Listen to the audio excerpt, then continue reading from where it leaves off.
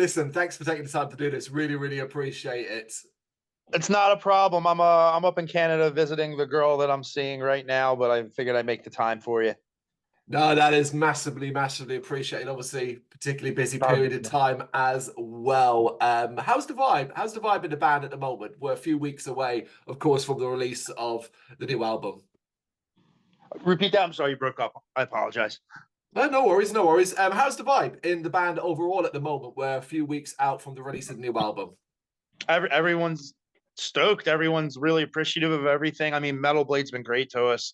It's been awesome to like really experience being on the label now and seeing them like release everything and seeing all the effort and the time and the teamwork that goes on over there from their end's been like really awesome and appreciative to just see it. And it's been awesome just seeing the fans and all the new fans we've been gaining just get on board with everything. It's been really special because there was a lot of work that went into the record, a lot.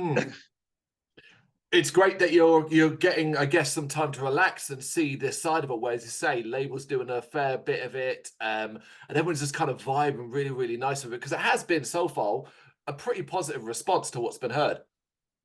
Yeah, dude, we get so nervous because like you want everyone to like it. You want every record to be the one that just pops off and you're like, oh, now we're going on tour with Dying Fetus, whatever it may be. But like just seeing people like the music, especially for like, I felt like we did a lot of different stuff that we normally do on this record. So seeing people, for the most part, warm up to it and be into it has been awesome because like obviously you go in the comments sometimes you're like, oh man, that's what you think about us, like wow, but you can't win it all. This far in, this many years in, you still take negative comments a little personally. I don't take it personally because listen, everyone's human, everyone's definitely allowed their opinion, everyone's human. I don't expect everyone to like us because there's bands out there I don't like. I would never say them out loud because I try to be very positive about stuff. But like, I don't know, like I don't take it personally. You just read it and you're like, damn, that one sucked to read. But it's also like, okay, I got to try harder or learn from it. Or you read it and you're just like, you're never going to make everyone happy, and I know that. That's it, isn't it? If the majority are enjoying it, then you know you're onto a winning thing. Of course, Abhorrence, it's out on May 17th, 2024 via Metal Blade Records, your fifth full-length album in 13 years. So it's fair to say you've got a clear understanding of what you want a cognitive album to be. That being said, at the start, was your vision for this record clear? I don't think there's ever been a record we've done where there's like a clear vision. It's just like, hey guys, this is what we're writing and this is what comes out. There's never like a goal, I feel like.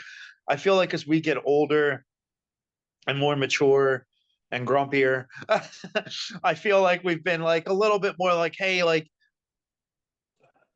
we don't need to be all over the place to impress people. It's been more about songwriting and stuff like that and coming back to stuff. And I think that shows on the new record.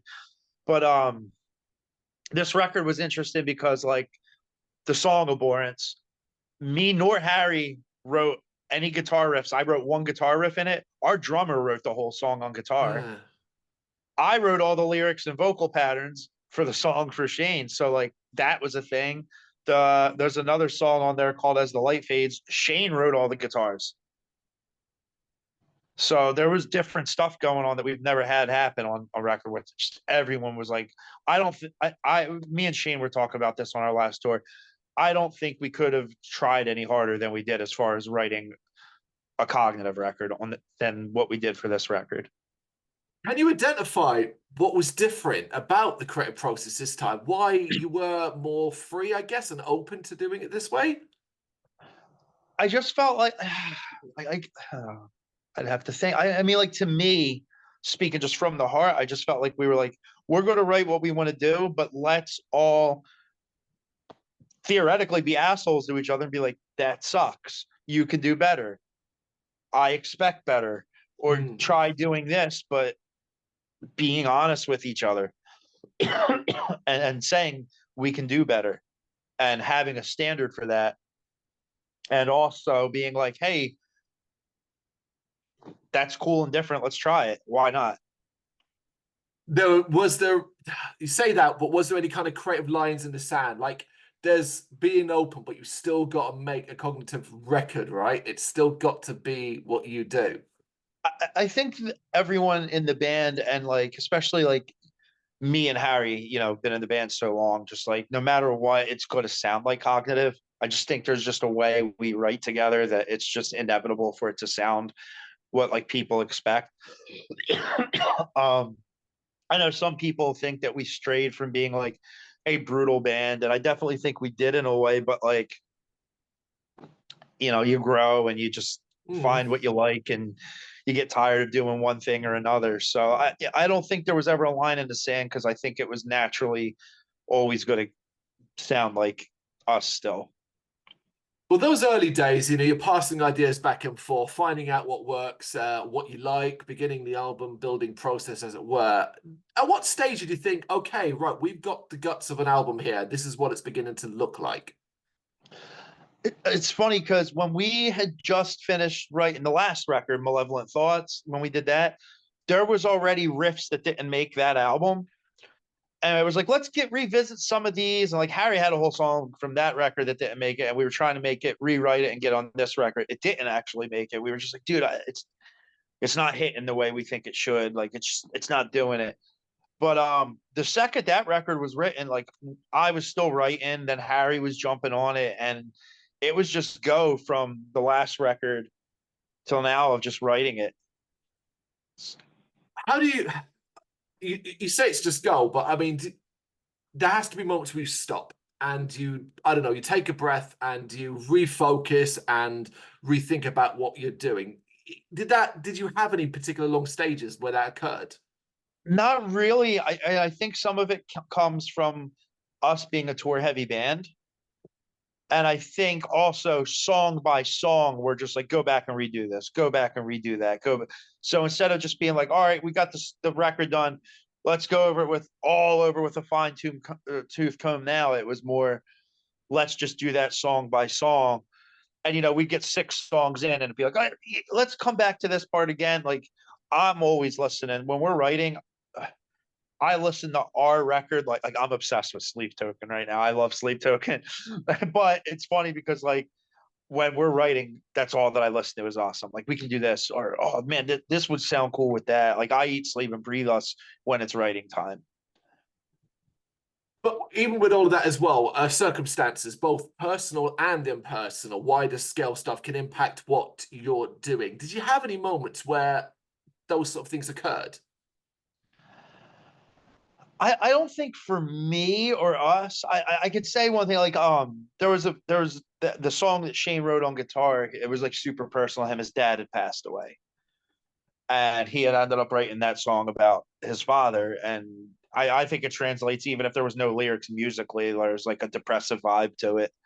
But other than like that moment for him, I feel like I don't think there was anything that like in our lives that was inspiring us more than just like we've got a little time in between tours. Let's get back at playing guitar or this, and that. I mean, it's always just like start now because when we're busy, we're not gonna be able to do it later. Do you prefer it this way though? Basically, being heavily on tour and kind of processing an album around the tour.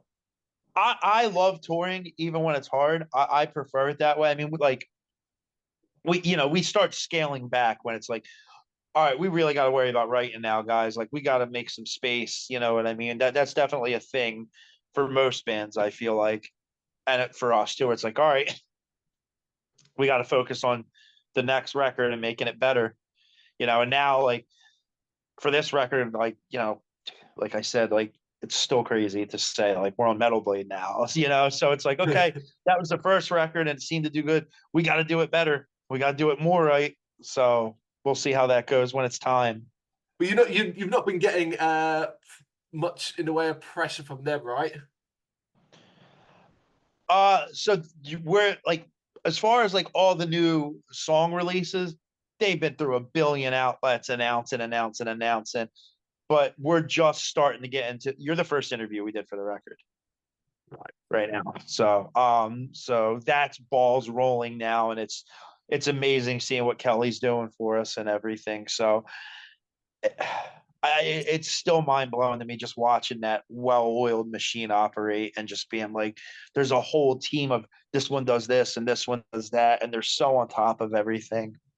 Yeah, yeah, no kidding. This came together really, really quickly, and that's always a joy from my perspective as well when it's as simple as it is. And from what you're kind of describing, is that to me is like the entire album creation process, beginning to end, was a fairly simple ride for you guys as a group.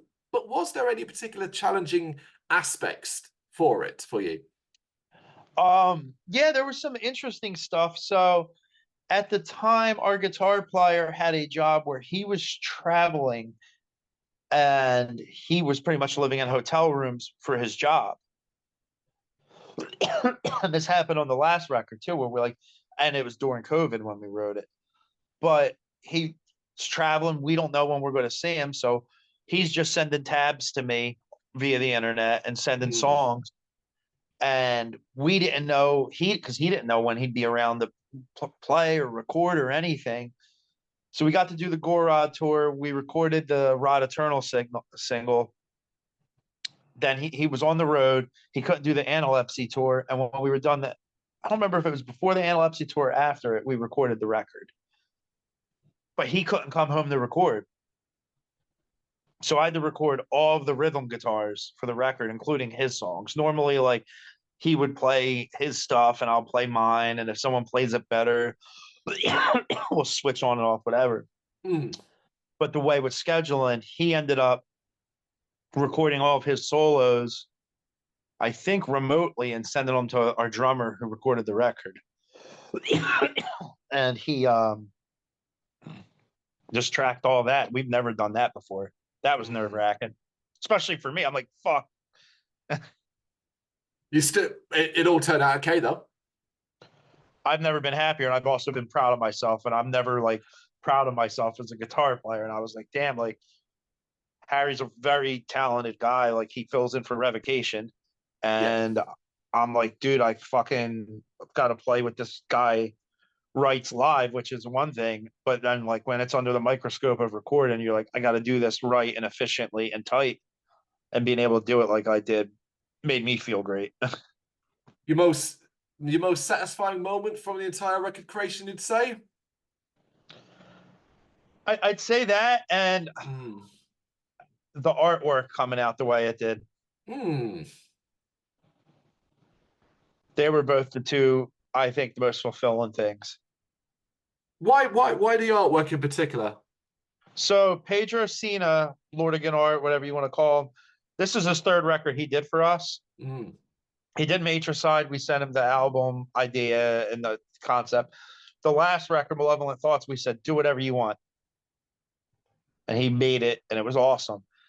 So I hit him up this time. I said, yo, bud, you want to do another record? He's, of course. Like, dude, really? And he was like, what do you want? Said, do whatever you want again. So he starts doing it. And I was like, I like this, but let's get away from this. I was like, I kind of want to get some more abstract stuff in there and send him a couple of things. And he was like, I was like, dude, I love your art, but I want to push you in a different way that I think you would normally go. And he was like, you don't want to tell somebody what to do as an artist. I didn't Mm. want to do it, but I wanted to challenge him. And he was so appreciative of it. He was like, dude, no, this is awesome. I do want to try that.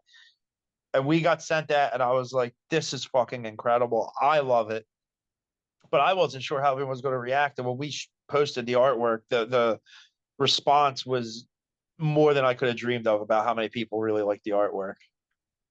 It is incredible artwork, incredible talented artists as well. And you know, when you're seeing art like that, particularly in the current modern day where there's so many arguments about the use of AI art and album covers that use AI art and stuff like that, it excites people to see, what dare I say the word, traditional artists Right. doing such great work.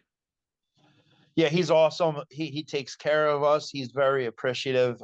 I love that guy. I want to meet him one day. He's so awesome. I consider him a friend now. Like he is very reliable. Good guy. I can't say enough about him. Well put, well put. Do you feel like the album, the new album, captures kind of who and what Cognitive are in 2024? Happy to kind of be introspective and draw from the past, but also clearly doing new things, looking forward. I think it's what I kind of always wanted to do, but couldn't find out the way to do it. And I think this one just hit the stride of it. I still don't think, we're always going to do something different and better, I feel like, than what we did. But I'm very happy with how this one came out. Like, like for me as a music fan, like I write music that I want to hear in a way where I'm like, this is cool. Like, I don't write for other people, I write for myself. And when I go back and listen to it, like I would listen to the record actually a little bit today for the first time in a while. I was like, man, I'm still so proud of this. You've not reached that stage then where you're kind of sick of hearing it and you just want it to go out into the world and let other people listen to it. Yeah, I mean, we sat on this record, I think close to 8 months before it came out, and you're just like, oh, I want people to hear it. But once it's really done and the master's handed in and all, you kind of take a step back. You're like, I never want to hear this shit again. No, I get that. One of the interesting things about the album, I guess you guys overall, is subject-wise, there isn't necessarily always much coherence within the album, so to speak. Lyrically, that proves to be the case. It's not a concept album or something like that, but some subjects are extremely deep and relatable, whereas others are a bit, I don't know, lighter for want of a better word. Is it quite refreshing? Do you enjoy approaching songs like this? If you want to say something important, you can. But if you want to express, say, a love for a video game or something like that, you can too. Um, I think it's just the natural way to do it for us because, like, we had one concept album, and that was Mm. Deformity. It was based off the Legend of the Jersey Devil. Um, and our vocalist at the time was like, dude, it was so hard. He was like, I never want to do something like that again. He was like, because then you're limited, and you're like, damn, write this about 10 songs about this. He's like, it's so hard. But Mm. I would try and do a concept album again if it felt right to our vocalist. But I just think it's cool where like Shane can write about video games or Dungeons and Dragons or Magic the Gathering or video game. I love video games too, so I think it's cool he does it in an artistic way. But Mm. me and him both still write songs about like depression and anxiety and stuff like that as well, which to me, I think is relatable. At least to me, like that's some of my favorite lyrical content. Like Alice in Chains is my favorite band of all time, and them dudes write miserable lyrics. And like same with Linkin Park, I was fascinated by Chester's lyrics. So I think it's cool that we can write stuff about that where it's like deeper, and then there's lighthearted stuff, like you said, where you might not know what it's about unless you're a fan of that stuff, but it's there. Absolutely. As you say, it's incredibly relatable, but it's also like having those lighter tracks, to want of a better word. It's nice because life can be so rough. You just look at your window and there's crap going on every single day. Do you find It's the it easy? fucking worst world ever. Yeah, do you find it easy to kind of look away from that and then just focus on a particular subject that's something that you enjoy? I wish it was easy to look away from, but it's everywhere. It's fucking everywhere. Um, that's such a hard thing to answer because like I try to unplug myself from all the noise, but it's everywhere. Hmm. It's everywhere. And like it's just like part of the reason the album got named Abhorrence in a way. It's like everyone's so fucking ruthless and mean to each other anymore for no fucking reason. And like I say this all the time, it's hard to be perfect, but it's easy to be at least a half decent person. And it's so hard to watch people act the way they do toward each other sometimes. No, I completely understand where you're coming from, and no way is that better exemplified than on the internet. And of course, when you're in a band, you have to do a lot of stuff on the internet, particularly on the social media platforms. How do you contrast the requirements of being in a band and what you need to do online to your personal, perhaps, feelings on social media? Well, as I've gotten older, I've tried to like just be more like I used to be a real negative person and just I felt like I was angry all the time. Hmm. And as I've gotten older, I've been like, dude, like I get angry at the way the world is anymore, but I go, I can bitch and moan about shit, or I can be what I wish other people could be like, or what I want to see in people. And I'm not fucking perfect by any means, but like I try to be kind to people. I try to be nice, you know what I mean? Mm. So I try to be the thing that I want to tell other people to do or be. But um for me, I'm lucky my day job keeps me busy enough where I'm not on my phone as much as I used to be. So I don't get to look at it as much. And because I'm so distracted and overworked, sometimes when I come home, even I'm just right asleep and I don't have to go on the internet and see half the crap or the news or whatever may be going on, for better and for worse. Yeah, I it's try to crap. stay informed. It's nice to be informed, and it's also nice to just go, I can't fix the world. I can't pay attention to it. There's being informed, and then there's just being overawed by the constant slew of everything that comes your way. And while it's cool because obviously you can use some of it in an artistic way, um, you're never going to be short of content. Oh, all you gotta do is turn on the news, and it's all there, everything. Tell me about it. What do you hope listeners take away from Abhorrence, the Abhorrence experience? That they love it so much they give us all their money. That's There it is. no. I just and I hope people feel like this for every record. Is like, even if you don't like something, somebody worked really hard and created it, and it meant something to the people that wrote it. So if it resonates with you, that's fucking awesome, and it makes me feel great. If it doesn't, I hope you just find a way to just go, wow, well, they created this. Like that, this sound wasn't created that day until that moment. You know what I mean? And not that we're some crazy original band. I'm just saying anyone. These series of notes came from this person's brain or heart or whatever. So like, as I've gotten older, I've even appreciated that, where I'm like, they wanted to sit down and write this, and they did, man, and that's good for them. Yeah, yeah. It may not be for you, but just applaud and be glad that it's for someone else as well. That's so important. It is. It is. Art is an expression, and it's everywhere. You know what I mean? Whether it's visual or audio. Yeah, yeah, it is. Of course, it's not just a new album that's making May such an exciting month, though. You're out in tour with Party Cannon, starting May 3rd, taking place across most of Europe and ending May 18th. How you feeling about that? Excited? I'm very excited to get over to Europe. It's been like 5 or 6 years. I love it over there. It's awesome. The Party Cannon guys are great. They got their new record coming out, so I'm excited to be in Europe when the record comes out, and then we're going to be announcing our record release tour probably in the next week or two, and then September we're going out with Benighted, which is going to be fucking. It's so sick, and we got some other really cool stuff that I think people are going to lose their mind about when it gets announced. Really? Oh, that's amazing because I was going through everything earlier on to work out what shows are where and what tours are taking place. And I was thinking, God damn, this year's already pretty packed in, but you've got more to announce as well. Do you not know how to do anything but be busy?